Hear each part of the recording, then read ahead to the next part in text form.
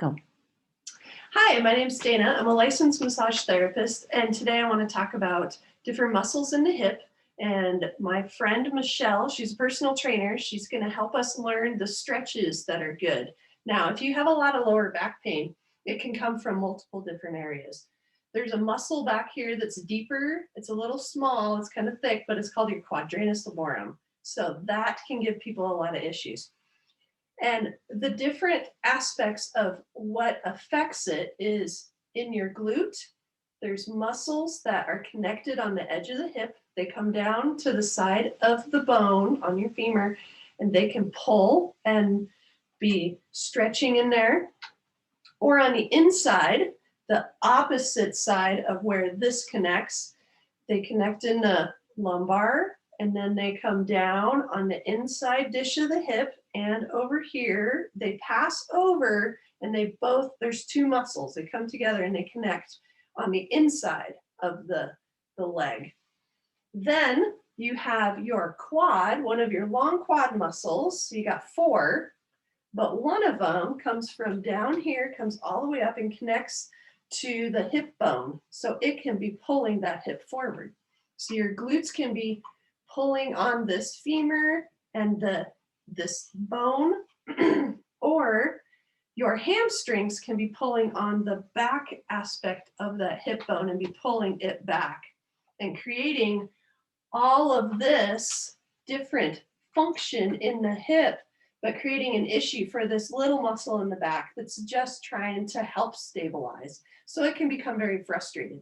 So if you learn different stretches to help take care of that and open all this area up, then this will help with that QL. So I'd like to introduce Michelle, and she's going to come in and help us with some stretches. Hi, my name is Michelle, as Dana introduced me. And what we're going to work on is helping with lower back pain and simple things that you could be doing at home to really alleviate that back pain. So first thing, real simple, and this is something you should get in the habit every time you stand up from a chair, is you stand up, push through your heels, and engage your glutes. That means squeeze your bottom and draw in that core, and then go about your merry way. But you want to activate those muscles because they need to be reminded how to work. Yes. And that's one of the things that will help, especially in protecting that lower back, like Dana said, the QLs, that will help just stimulate those muscles so they do their job better. Okay. Yeah. And so every time we stand up, we're going to engage that glute and draw our core in, our abdomen. Very good. All right. And so that would be an excellent habit to get into, and you'll be surprised on how that can help with that lower back. Another thing that we could do sitting down is I'm going to scoot back in the chair, and I'm going to going into the knee pull, and I'm pulling up my knee, and that's another way to really stretch your lower back, glute, and hamstring. And I go up under the knee, not in front. I go up underneath the knee so I protect my knee. And I pull as far up as I can comfortably, and then down and relax. So you could do that several times a day, as many times that you need to. Ankle rotation. That stretches that hamstring. Absolutely. The head of the hamstring that goes right into the glute muscle, as you had explained. Another one that you could do sitting down is when it's the figure four. It's called a sitting glute one. And if you notice, Dana sits up nice and tall, and you want your hands just nice and relaxed. You do not want your ankle. Oh, yeah. Go ahead. So you don't want your ankle or your foot right on this femur or on your leg, because then you would have a stretch over here and it would create some issues in that ankle. So we want to have nice positioning. And this is something you can do while you're chatting with a friend on the phone, just a nice good stretch. And what you would do to increase it is, as Dana's doing, is she is, with good posture, she's hinging at the hip. So you don't have to go very far before you feel it. You feel it a lot back over here. And you could feel it anywhere in the leg and glute area, depending on how tight you are. Yeah, so this is a Okay. lot of hamstring and glute stretch. And so this can also be progressed by doing it on the floor. So we're going to do this figure 4 on the floor, and then we're going to be doing the diagonal pull. So I'll go to the floor, Okay. and Dana will show it on the chair. Okay. So if I'm down here, I'm going to bring a leg up.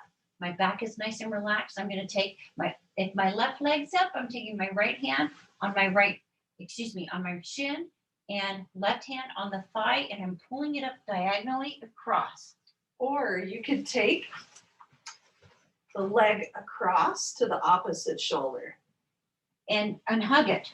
Yep. Nice, can hug it. And what you want to do, you want to take deep breaths when you're going into these stretches. And throughout the stretches, you're allowing your body to stretch. So you never want to hold your breath.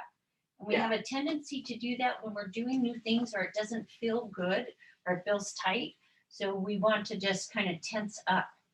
So no holding your breath. Make sure you stretch, and then the good posture, because you don't want to be all crunched up. You want to have the nice tall posture. At all times, with shoulders back and down.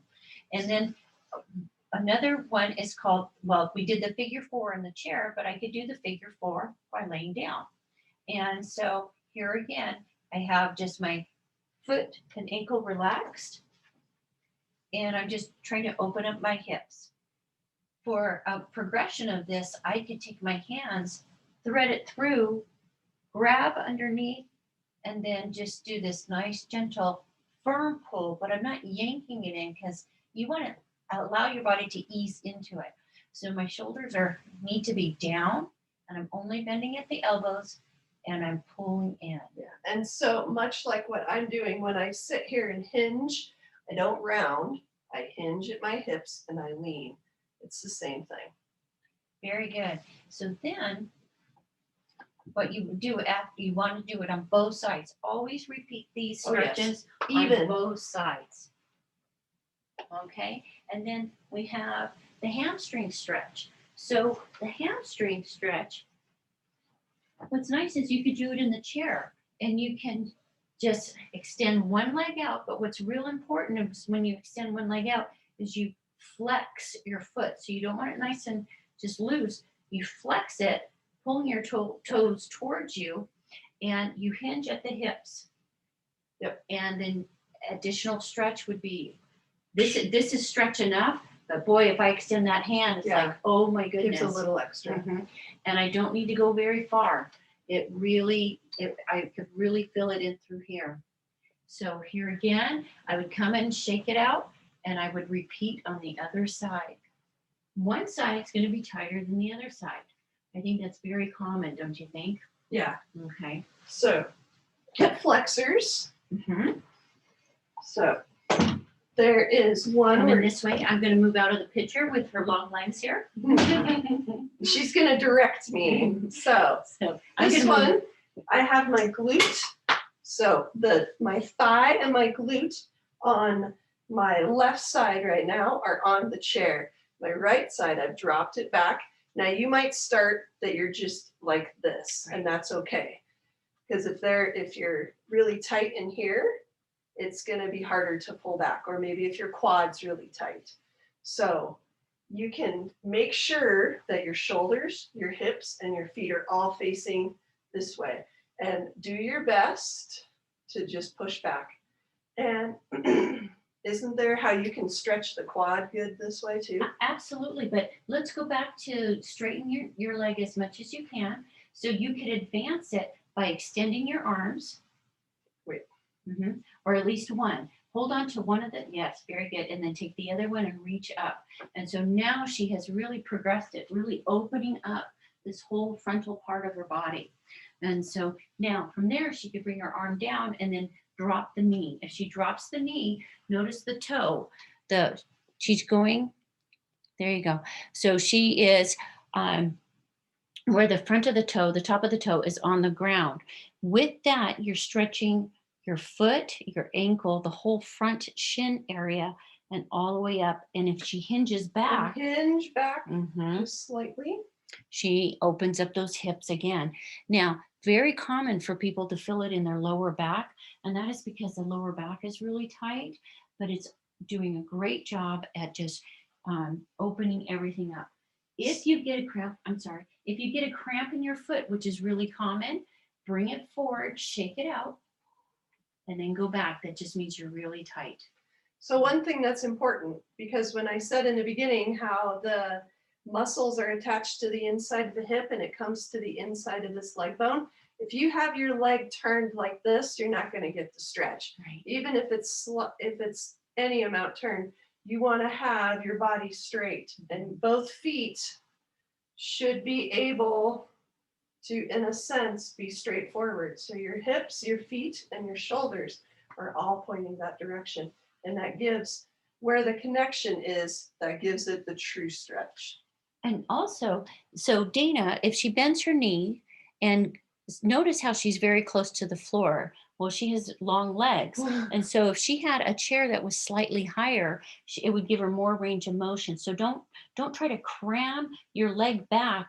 If your knee is touching the ground, that means you need something taller. So it doesn't hurt your knee. Okay. So then we're going to do some standing ones. So we're going to stand up. And this is to open up our hips even more. And this is, I'm going to, in fact, so if you turn your chair and face there, perfect. This is a standing TFL. It's what it's called. So what we're going to do is I'm going to hold on to something, whether it's the counter or, chair, but I'm going to take the outside leg and I'm going to bring it back. Now, when I bring that outside leg back, I'm going to push my hips forward. Now, both my feet are straight forward, right? Absolutely. Thank you. And I don't want a lot of pressure on your front knee.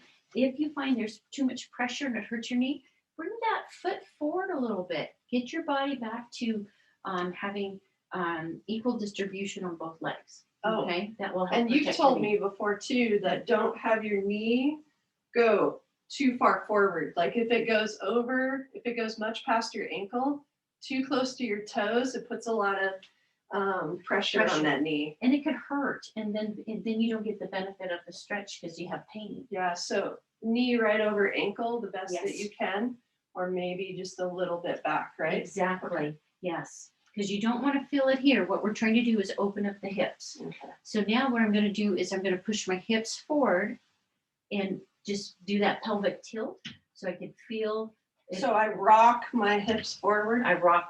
Perfect. Rock my hips forward. Nice. Very good. And then bring up your hand if you're able to. Oh, the leg that's back? Of the leg that's back. Now, if your shoulders hurt or neck or whatnot, you can bring your hand down. It doesn't need to be up, but you'll get more of it here, and then you could tilt to the side. Oh. Yes. And if needed, I could bring my hand down to my side and do it.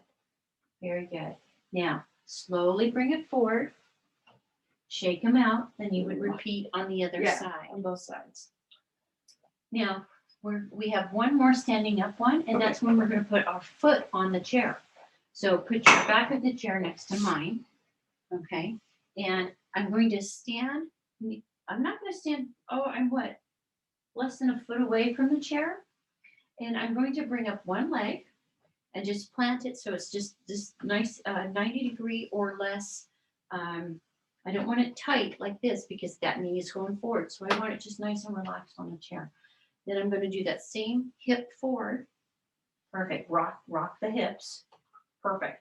And now immediately I start feeling it. Well, my knee wanted to bend. So if I straighten it out more, then I get it down the front. And here again, to progress it, you could bring your hands forward. So as I put my hip forward, very good. It takes that leg. So I have to not lock my knee, but push it back a little. And then here. And then up. That is a progression. So go all the way. Oh. Okay. But you could still just hold on to something to make sure you're safe. So most important thing, stability. Is making sure you're safe and stability. Very good. So all of these stretches, you want to hold, if you're able to, for at least 30 seconds to a minute. So, and on each side, so a minute might be too long at first, so you slowly work Yeah, into work it. your way into anything Yeah. that you do. Yeah. Make sure it's even, that you do both sides. If you need to, pause this video at times and then do it again on the other side. Okay. Well, Dana, So, perfect. Great. awesome. Yay. Thank you very much. You guys take care of yourselves.